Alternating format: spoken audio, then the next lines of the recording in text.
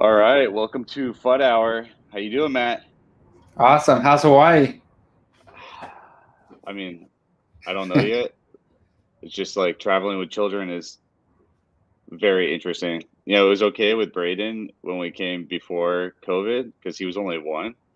But now Yeah. I've got Braden as a 3-year-old, and then I've got my 7 month. Yep. It's a little rocky on the plane. Lots of So walks down the aisle. not only are you in Hawaii, but we have some exciting news this week, right? Uh, Yeah, dude, crazy news this week. yeah. I mean, we started working in our office, so that's cool. And Yeah, we have some new team members, but we're introducing one today, and I think you yeah, we guys are. are going to absolutely love him. So I'm a big fan. I've been a big fan of his since we first got introduced.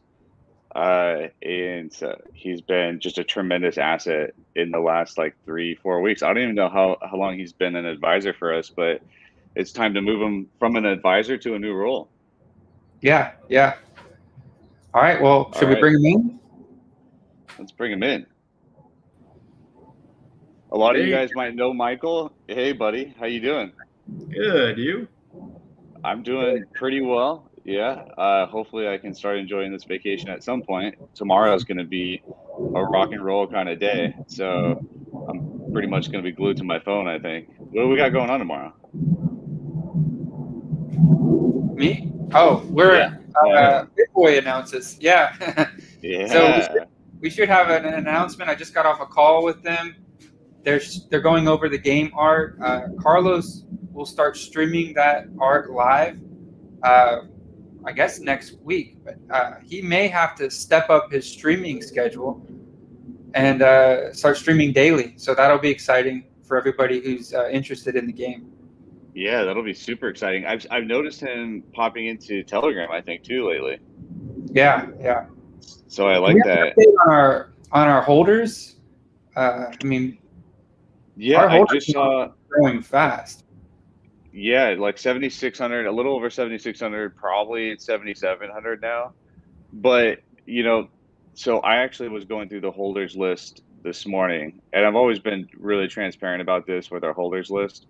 So just as you see with a bunch of other tokens and projects, the holders list isn't always accurate, and so it's really important that when you look at any project, you you go in there and you see of the holders how many are actually holding a balance, because there's a lot of dust wallets, which are wallets that have less Even than the top one. 1,000, the 1,000th I know, person has it's crazy. $4,000 Starship, Oh, I and wow. know, it's crazy. that used to be a dust wallet. That used to be a $5 balance. Yeah, yeah, So it did. It's insane.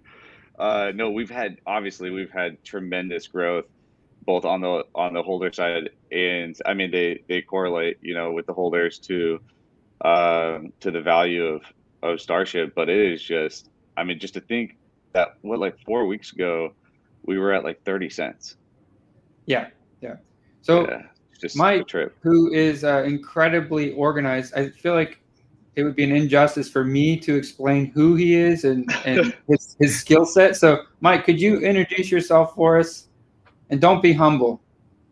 Yeah, I'm please probably going don't. to be anyways, but I'm Mike Kraus. I come from a project management, engineering background, organizational management. So, I mean, I'm still working full time right now, but we're working on transitioning me over to full time to the team. But I work for a major defense contractor doing full factory installs, equipment automation, help with turnaround projects.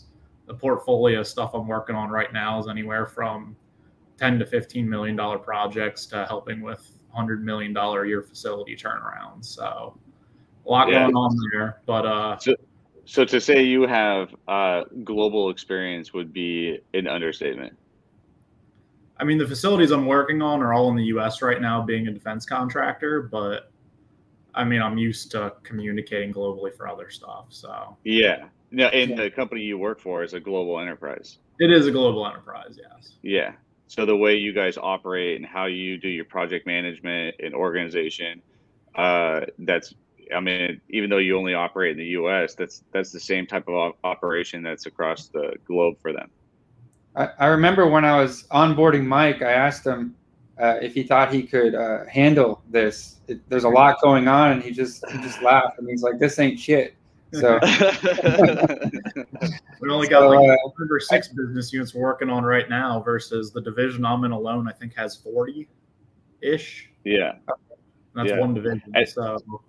And this was a huge thing we were looking for. You know, like we wanted, as we're expanding into all these different products that are going to serve a user base across the globe, it's important that the people we bring on our team right now have the experience to carry that load.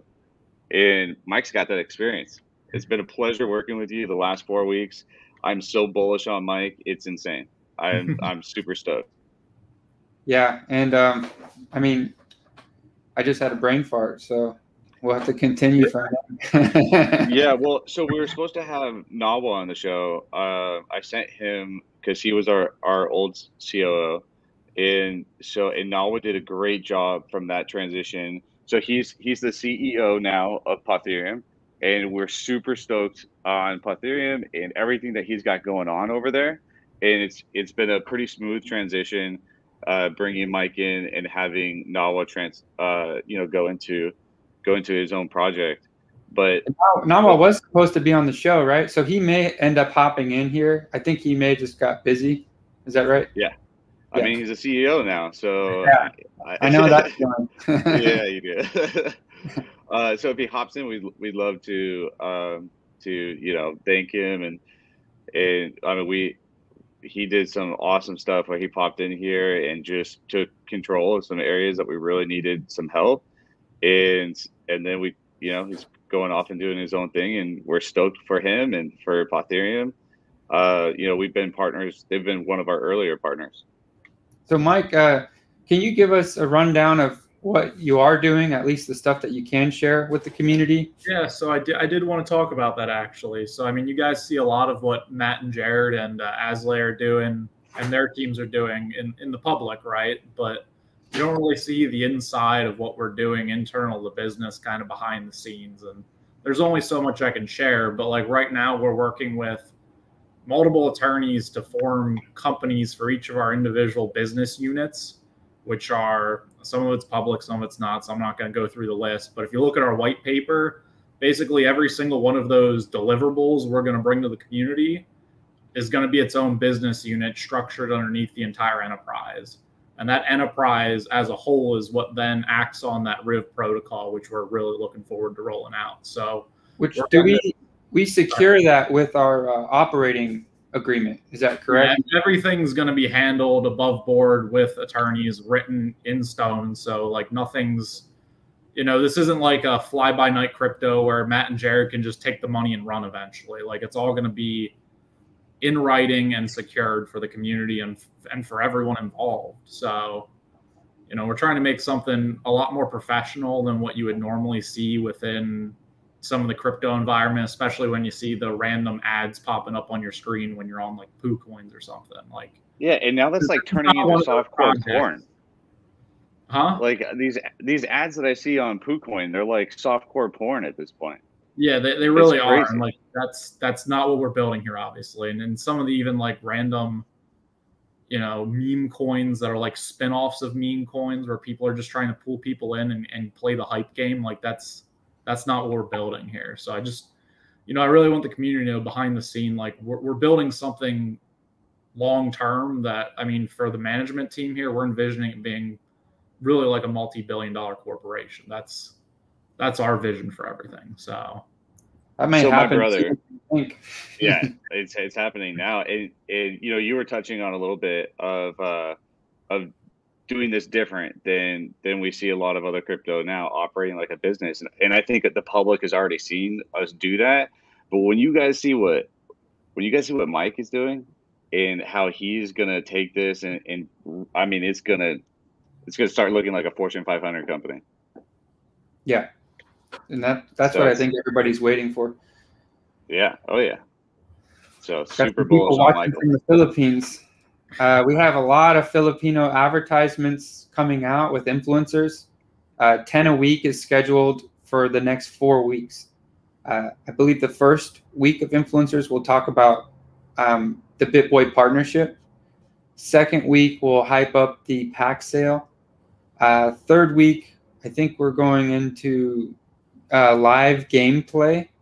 And then the fourth week is, I think we may end up talking about space stations and the link between influencers and everything else. So each week we'll have a topic for the influencers to discuss, just to kind of educate the world on what Starship is offering.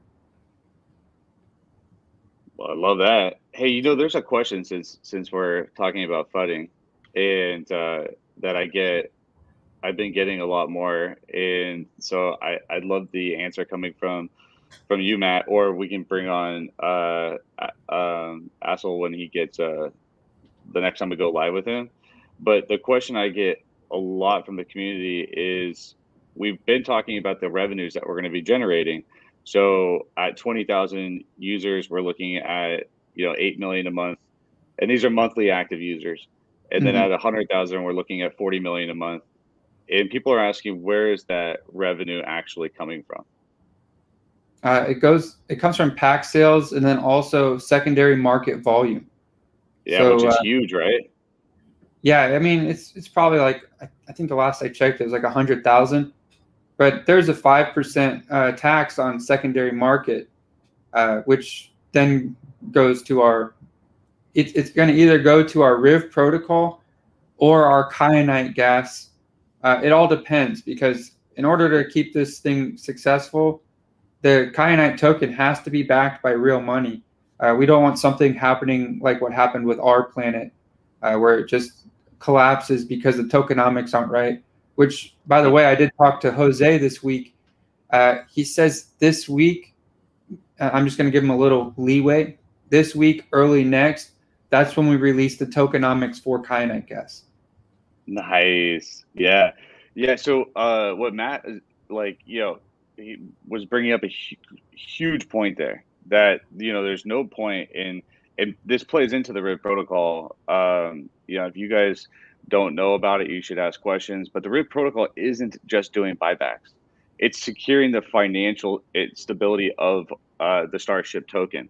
So this includes the liquidity pool. And so we've been talking a lot about the fact that some is going to go to the buybacks to make sure that we have a steady growth with the token. And then but we're going to strengthen the liquidity pool and have insurance wallets that will purchase big dips. So this is the same thing with the kyanite gas. Like, for there to be value with the kyanite gas, we have to have liquidity. Yeah, where most game brands are pocketing the NFT money, you know, we have to use it for the buybacks and also to support the in-game token. So absolutely.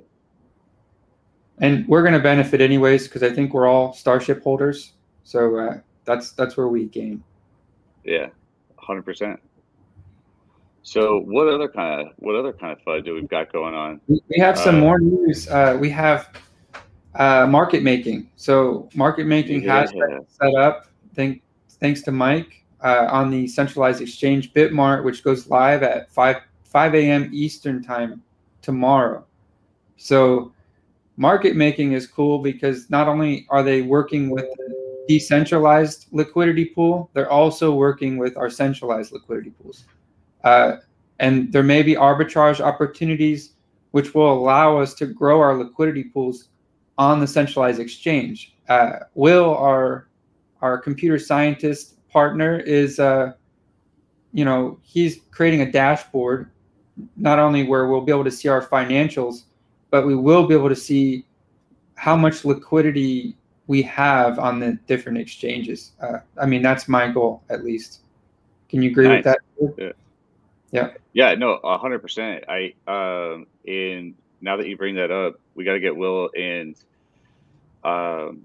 Jonathan hooked up, because Will create all the algorithms and all the endpoints that we need, where Jonathan's going to do that front end of the dashboard, because that should be in the dashboard on the site. Yeah, dude, that's super exciting. I'm pumped on that. Yeah. Awesome. You want to talk about the market makers? I'd like to talk about their qualifications and why we went with them. I mean, and why it's important to have a market maker. Yeah. I can talk about why it's important, but if Mike wants to talk about their company, I don't want to name drop them because we'll just leave it that alone. But and I don't know if there's a security issue with that.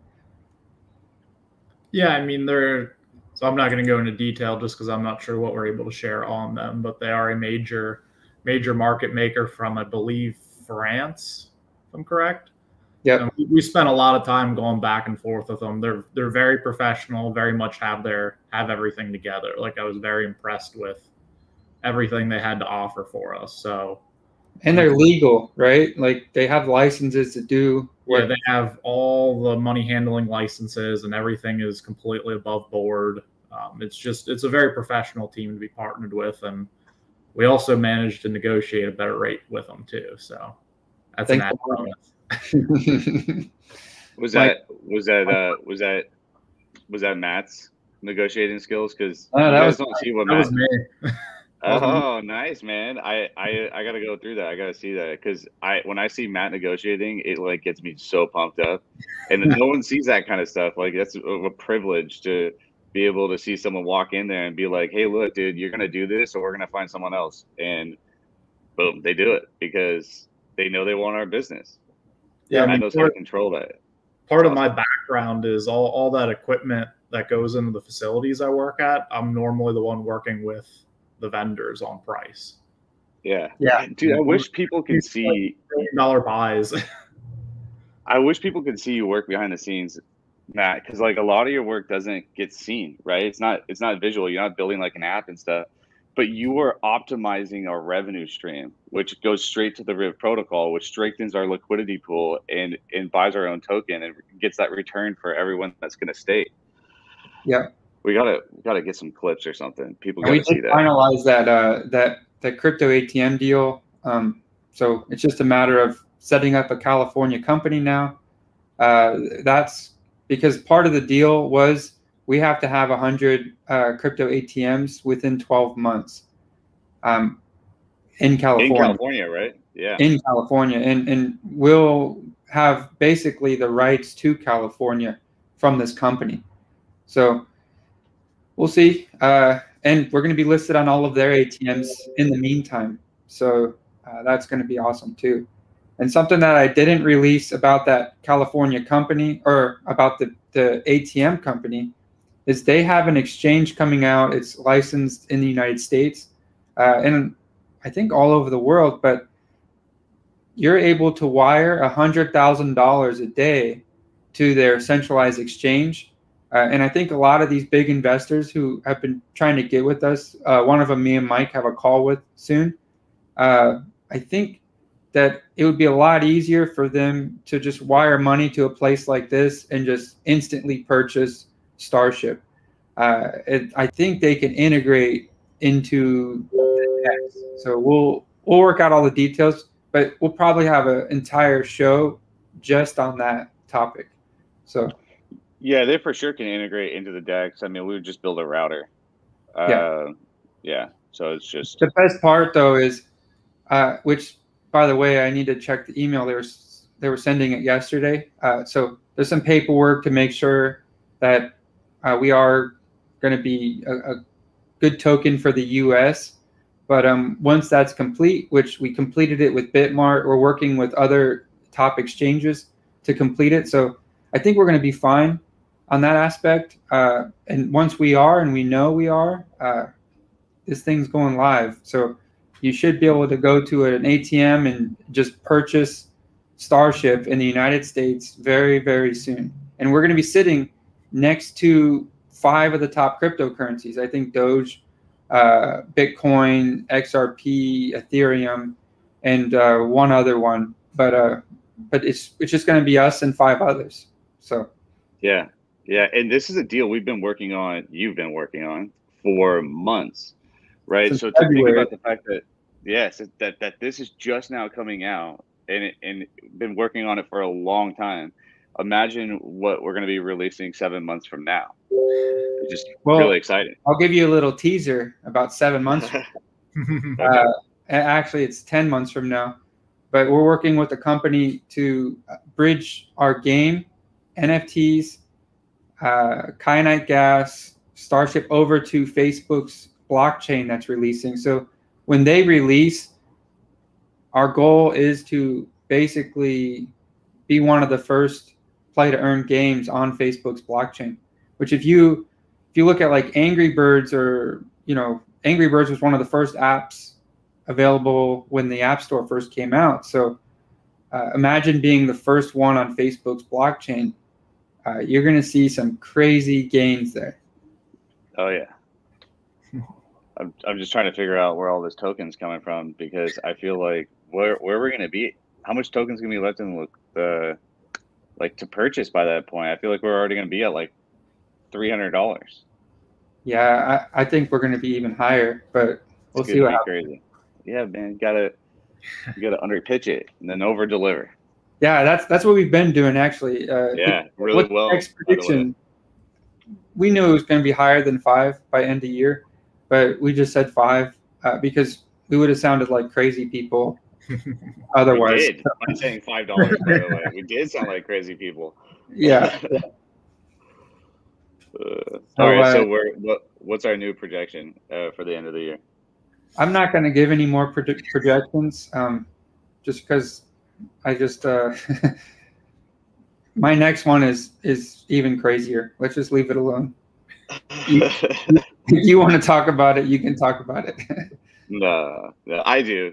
Like, I'll mention it in Telegram here or there, but it's bananas, you guys. That's all I'm gonna say. I would like to say that our centralized exchange, we are finalizing the documents on that, and thank God Mike's here working with everybody, making sure everything's getting done on time.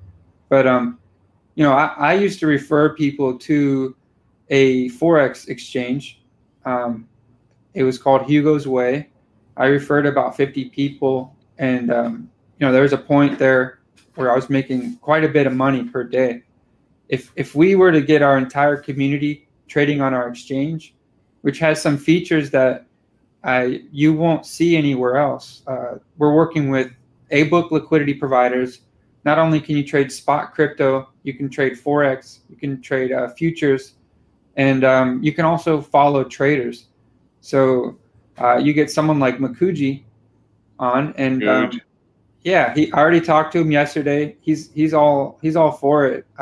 But basically, you'll be able to copy a successful trader like Makuji, or I have a call with somebody who has a large trading group with robots that are automatically trading. You could have people copy those trades. So someone said, buy my Mythic life support.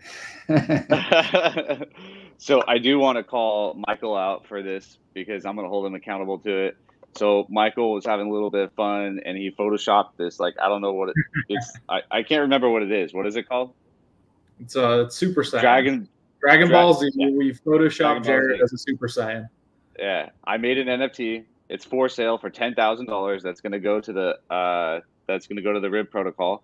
And Michael said that when we hit $100, which is going to be pretty soon, he's going to buy that NFT. I will buy that NFT when it hits that. And honestly, it'll probably be like 15K by that point, because it's listed as 20 BNB. So. Oh yeah, that's right. That's right. Cool. So someone asked how we plan to market the centralized exchange, and how many users do we think it will have by end of 2021? That is a difficult question, because that's only 1 month. So the thing with the centralized exchange is all of the profits go to the RIV protocol. That's written in the operating agreement.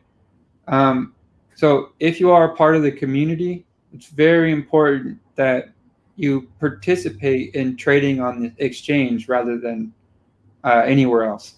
So they're incentivized to. And not only that, we're using that centralized exchange to power the entire Visa side too. So, and anything else where we're converting fiat or moving money from centralized or not within our whole ecosystem is going to get powered by the SEX. So Sexy Finance. Yeah. So, we don't know how many members of the community are going to participate in that, but I would hope that everybody would encourage the entire community to. We're not charging anything extra. I don't think we're doing anything new, but we are just giving everything back to our ecosystem, which is what our original plan and promise was from the beginning. So, Yeah. and we're using A-book liquidity providers, top bank in the world for the Forex side and the derivative side. I actually think we use Binance's liquidity for our spot exchange, but then we can add additional liquidity on top of that. So if there's a token that's not listed on Binance, we can list it, and then we can have maybe the market making company come in and make sure that there's adequate liquidity there for professional traders. Yeah. Yeah, no, I mean, we're gonna build. I still have to go through all the integration docs and stuff for the centralized exchange, but we're gonna integrate it. Like, you might be operating on a centralized exchange, and you don't even know, because it's just it's integrated within our ecosystem. So we're gonna find out. We're expecting with the BitBoy announcement, we're expecting we should be getting around 20,000 users this month, right? Yep. So we're releasing enough packs for 22,000, 25,000 people. Okay. And then we have multiple influencers just rolling out over the next 4 weeks. So there's just going to be a massive list of influencers. So we're going to pick up people there. And I think, BitBoy's game, I mean, it's not, I think, he is going to integrate this into his website. So in their current NFT collection, it's non-playable. So now they're going to have their NFTs that are now playable, which may attract an even larger audience. I think they have. For sure it will. Yeah. Well, we'll see what happens. I don't want to. I've been more conservative now that we're getting to this point, but I saw that growth from the beginning to now. Yeah, I'm just tired of being called crazy. So, but you guys are very happy. You guys will be very happy. Dude. Look where we are, and we haven't even started. We're still on the train to the launch pad. We haven't even taken off yet. We don't even take off till we hit 1 billion market cap. Yeah. So and now we have larger investors, $100,000. Well, yesterday somebody bought 300,000. There is a lot of people who are reaching out too, which I have someone who wants to purchase $500,000. I think last week. I don't know. I won't go into all the details, but there is a lot of money trying to come into this thing. So we'll see what happens. Yeah, no, definitely. Okay, so I'm not actually seeing, and I think this is so funny because it's FUD hour, right? And it's supposed to be about all the FUD, but it's been like months, it feels like, where there's not a true amount of FUD. It's just genuine questions about our infrastructure and our program. And but I do have a FUD question. I do have a FUD question. Makuji called me about it, and I answered it, but I'd like to answer it because there's actually someone else asked me the same question this morning. There is a concern about the liquidity pool, and if one of the top whales were to dump, and anything along those lines.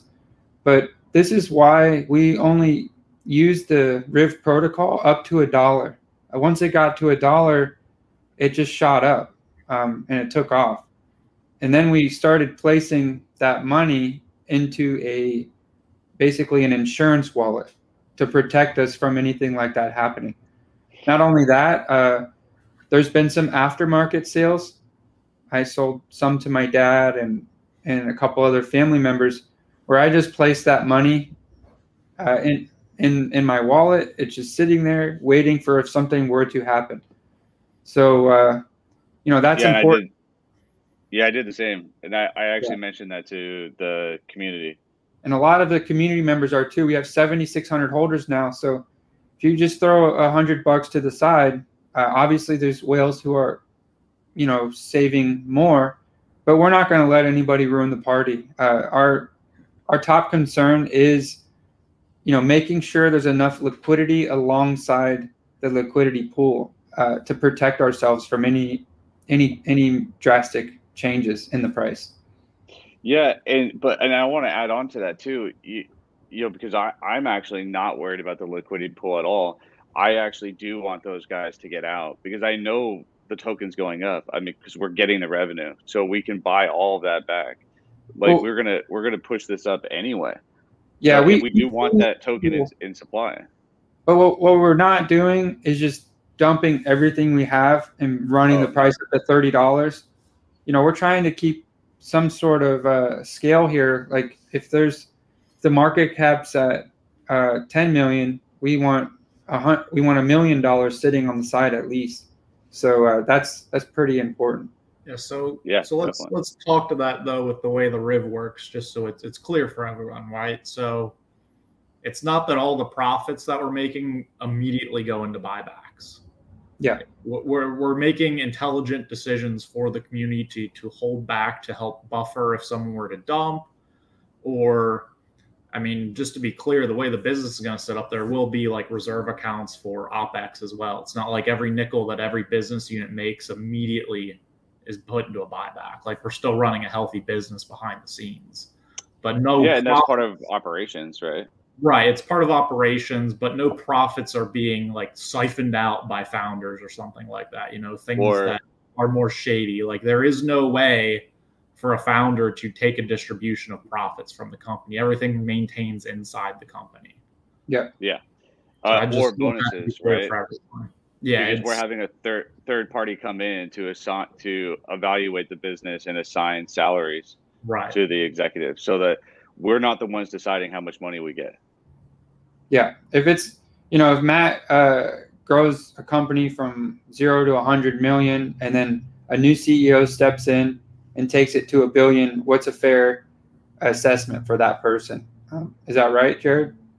Right. Yeah, it's the same way a charity is run. So like a grade A charity is run the same way. The board members don't decide their own salaries or the executive salaries. It's a third party that comes in. That By the way, we haven't made any money since. No, but I'm looking for it. Like I'm looking forward to it eventually. I know our wives are too. Yeah, dude. But Matt, obviously, like we've been really fortunate in life to be able to do this, to be able to lead a project like this and take that burden on to like devote basically our souls to it without having to impact the company financially. So I think we were just really lucky to have this opportunity to serve the community in this way. I do want to add to the also our team Michael done the exact same thing. They haven't been getting paid, so it's important that and a lot of them have full-time jobs. Like Michael, and a lot. I mean, everyone. A lot of people have full-time jobs. So when Michael was talking about we're making educated decisions or like about how the Riv protocol works, I mean, it's all just viewing the data. Like you were saying, the last thing we want to do is just spike it up like to $30 in 2 seconds, because then everyone's going to dump, right? So, and I've been talking about this on Telegram, maybe a little bit here, but obviously if it's recorded, that's going to always be better. We're going to be analyzing all of our holders and essentially creating profiles on wallets that will identify trading behavior. So once we start the staking and that token, whoever stakes that token is out of circulation, we can then look at our holders and all the wallets and say, okay, this is how they trade. Like we pull in social sentiment, we pull in market data, we pull in world news data, and we can determine based on trading behavior what causes this person to sell. So it assigns a risk assessment to each holder, and that will tell us exactly how much money we need to have in the liquidity pool. Yeah, or set aside. So it's really really cool. So, I think it's Darren. He asked, how can UK investors easily invest in Starship? Because I guess there's payments blocked, and somebody said that they can use Coinbase or other centralized exchanges. I don't think so. maybe Kraken. I know Kraken is actually in the UK, so we'll have to maybe do another segment on that. And then somebody asked, what's the advantage of having the original extended than the upcoming drop? Something to consider is we are very protective of our secondary market. What we want to do with influencers is they have two options. Our original extended was $40. So if they want to, if they want to have an extended pack, then we can either cut the odds of the mythics in half for drop, or we can double the price and leave the odds the same. So the cost of mythics from that original pack are going to be, astronomical compared to, any other thing right now. So we should see a steady incline on that. Michael, I'm just sitting here and I'm seeing you on because a lot of times it's just Matt and I next to each other, which is I kind of miss you, dude. It's like I feel like there's the camera needs to be zoomed in here. So there's too much just space. Matt on a set by himself. How's my dog doing, Matt? Is my dog still alive? Whiskey is doing amazing, and she's so snuggly. She's a cuddler.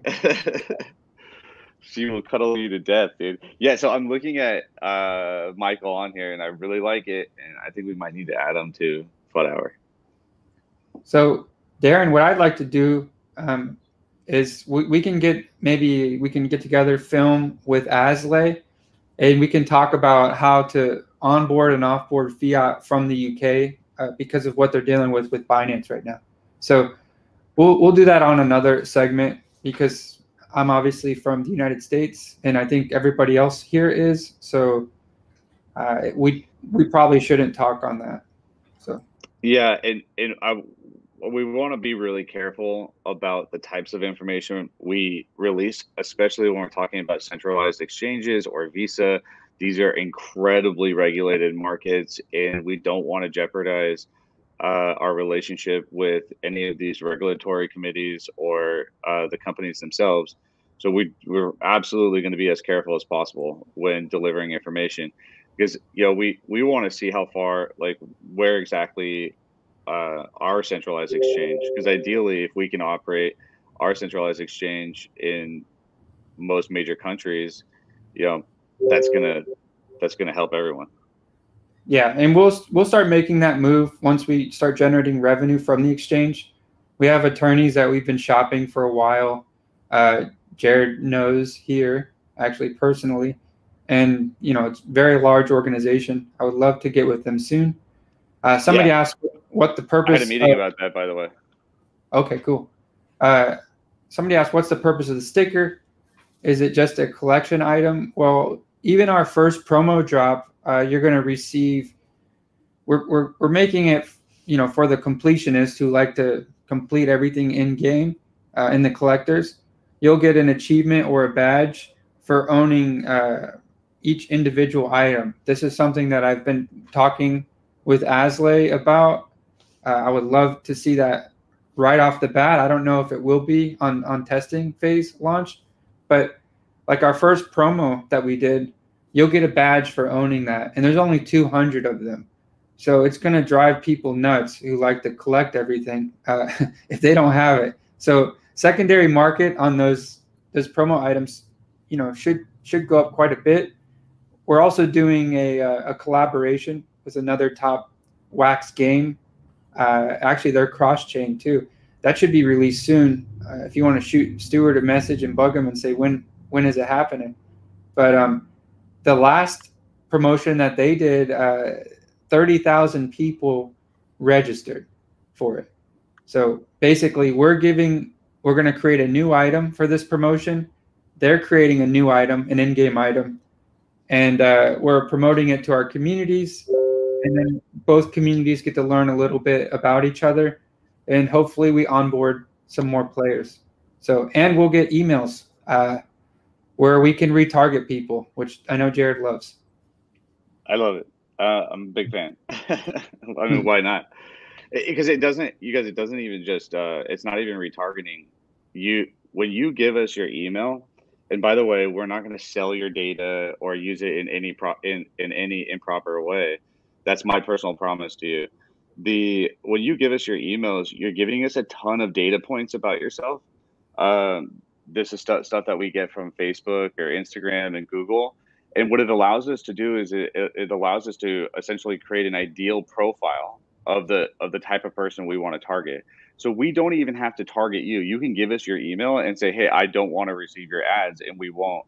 But if you allow us to use your data points, we can target people that are like you, because you're the person that we only want emails from people who are like in the crypto space, right? Exactly. Like, yeah. If you're just shopping for shoes, it's not going to be valuable for us. No, it's only valuable because we want to find people like you, because you're the core user, right? You like what we do. You want to participate in it. We want to find more people like you. Birds of a feather. And real quick, someone asked, will trading on Bitmart reflect on daily distributions? It will not. Any trading on future centralized exchanges will be zero tax. And we are moving towards a zero tax token in the future, once we have proper liquidity and maybe even proper buyback pool that runs alongside of it. So yeah, I don't know. We don't want to tax you, right? We don't. That's just an easier barrier of entry into this space, and it makes it a lot more community forward, because everyone's paying to help build that foundation, right? So no, we don't want to tax you. In the moment that we don't have to, we won't. Yeah. And I know people like the reflections, but if you look at the numbers from once our companies are generating significant revenue, the reflections will be literally just, you won't even care about them. And it's going to allow a lot more investors to get involved. What's that? Yeah, but stake. Yeah, so you still can get a type of reflection by staking your token. Exactly. Yep. All right. Cool. All right. So this is you want to cut this one short, unless anybody else has questions. Yeah, I think Mike, you got any final thoughts? Nothing to add. I'm just excited to finally be here on video with you guys. This is awesome. Yeah, I think I want to add you. I think I want to add you in, man. Maybe not every time, because your job is going to be super busy, but I really like that and I've been saying this for weeks on Telegram, on FUD Hour, on 10 Forward. Oh, FUDdy FUD FUD. I just saw that. I like it. I feel like when we started getting visual, Matt and I started getting on camera a lot more, it built that trust factor with our users and with our holders and investors. And I like that they see the executive management, because we're the ones making a lot of the decisions that impact their money. So I definitely want, if not every time, I definitely want you to be on here and let people know on the operational side, because you're the face of it. So real quick, Mike, we love you, but I got to answer these other questions. Mobile version. Yes, it's coming. They're going to start working on it in phase 2. I don't know how long it's going to take, but we've been pushing Jose and saying, take some damn money, because we want this done as fast as possible. So he said, and this was his explanation. He says, one woman takes 9 months to make a baby, and 10 women still take 9 months to make a baby. So as soon as they're capable of adding more to the team, then that's what they're going to do. And they know they have full access to funding and whatever the heck they need to make that happen. Somebody asked about pack drops. Last sale is $100 limit. I think it was 1 for whitelist. I think we're doing 10 for whitelist, and then a short period of time after, it would be a 10 pack limit. So that's going to be good. I hope that's not too much, because they felt like 100 was too much. All my profits from different games I invested here, buying 250 to 350 USD of token every day. Awesome. Thank you. Jared, do you want to read any questions there? I don't know if I see any questions. Okay. But you were just someone actually just medical student that was referred to me because he's trying. Like medical students don't have a lot of money. My sister's one right now, or she's in residency. But he's like, dude, I just want to get in $100-$200 a week or $100-$200 a month. And that's the type of investor that I'm looking for, because that's long term. They're thinking, I'm not even going to touch this for like 30 years. This is my 401k, or like a portion of it. It's super cool. I like Someone that. asked a question: is there an estimated income for the space stations? Well, depending on how many users are using that space station, which we're going to have promotions to incentivize users to go check your station out. But every time someone leaves your station, you get 5% of the gas that it costs to go wherever they're going, and they have to start at your station. They're going to have 3, 6, 9, and 12 spaceships or starships, 3 added for each phase, and those are going to be out on planets mining all the time.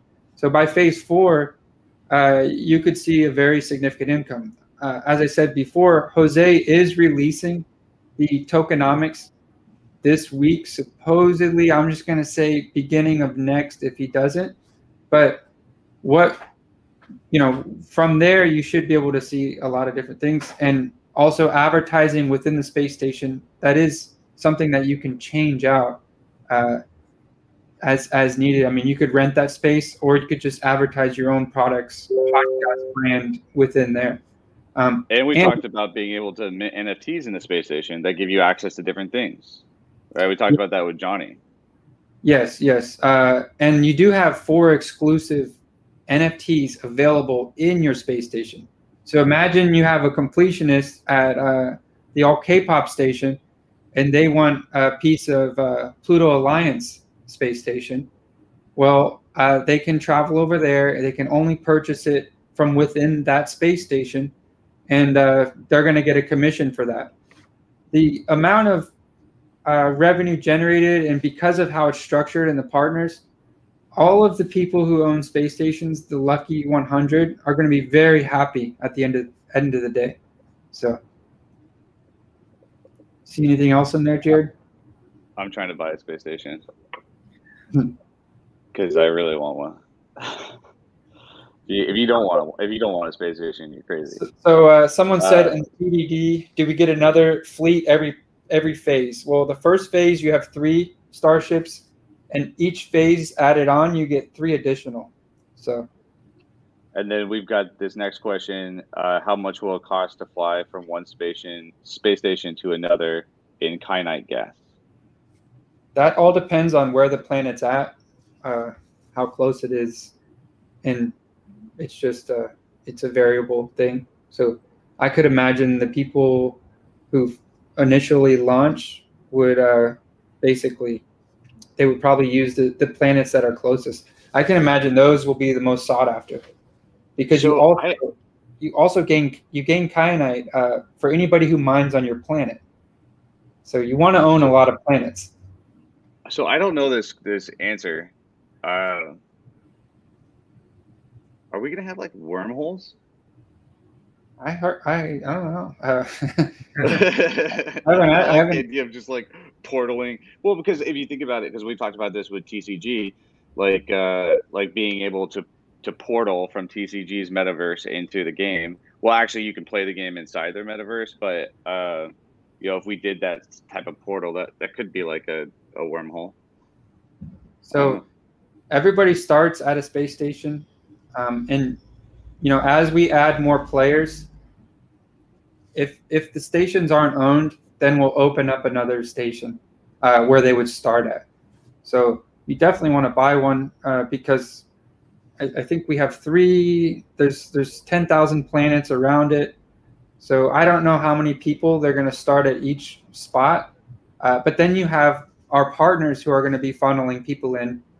I could see we're going to have a lot of players in this game. I honestly don't think 1 million planets is enough. But no, I don't either. Yeah, I don't know how that's going to work, but people are going to be going after those. Can we also earn Starship token in game? We thought about pairing it with kyanite gas, so you could have the opportunity to exchange it for kyanite. We don't have a system where we can distribute. There's no extra Starship. It's all in circulation. So and barely at that. Like, yeah. So, yeah. Go ahead, Jared. No, I was just gonna say, we've been pretty open and transparent about the fact that, obviously, the vision we have for this game is already being actualized right now. But the data that we get from the users and how many users are coming on, and it will project our scaling events like throughout the years with this game. So a lot of these questions actually really, I mean, we're going to do our best to infer and our best to estimate where this is all going to go, but the users are really going to give us the data that we need to give you guys a lot more concrete answers about how many planets we're going to have. If we need to expand, what's that going to look like, and when, like how fast. And so something I to think look like we're going to too get users real quick. Is the game is built on wax, which I think is like negative or zero carbon emission network. So I don't know, it should be expandable to infinity. It's not like we have to own server space to make that happen. Is that right, Jared? Yeah, I mean, no, it is absolutely expandable to infinity. It's more that we want to keep the ratio right with the users, because the more planets and NFTs we create, it dilutes everything else. And so that's what I'm talking about, scaling appropriately, because we want to make sure that the value stays inside the game. If we just were to say, oh, it's unlimited, it's not finite resources. Can we drop a teaser here, Jared? I'm down to drop a teaser any day of the week. Which, by the way, I didn't used to be that way at all, and now I am.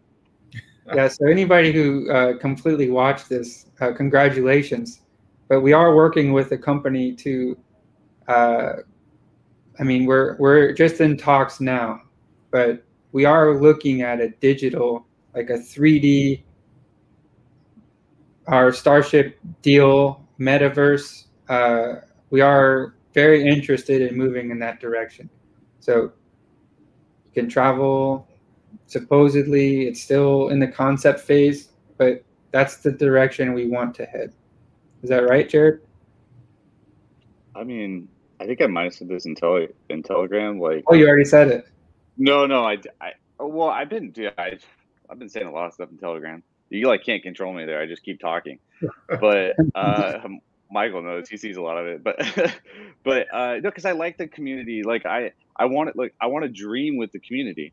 So I like going on there and getting feedback from people. And I'm always like, this isn't official. I probably haven't even talked to Matt about this yet. But I'm just thinking out loud, and I want your feedback. And I love that.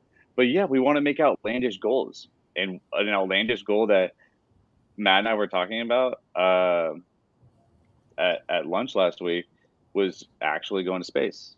So why not? I think we're going to have the money. If Elon will ever respond to our tweets, then maybe we'll do that. Yeah. I want to go to the moon.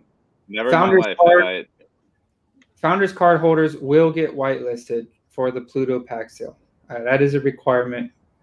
You guys supported us. We will always make sure we think of you in any deal that we do. It says, can we get whitelisted on the next sale? Okay. So you pretty much, a lot of the deals that we make with people, that's like one of the things that we say, hey, look, this is part of our infrastructure. This is part of making a deal with us.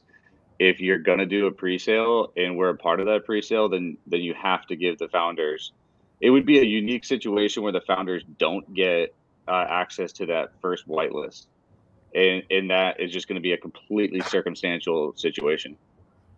Yeah. Someone asked for the ratio of the LP. I would like to see whatever the price is at. If it's $100 million market cap, I would like to see 10 million in liquidity on the BNB side, not on the Starship side. So, because usually when liquidity is calculated, half of it is the dollar value of Starship and half is the dollar value of BNB. But we all know if BNB wasn't there to back it, it would basically fall to the floor. So it's very important to just, highlight that. Yeah, absolutely. I'm like trying to figure out how we exit out of this show because more people keep coming in. Yeah.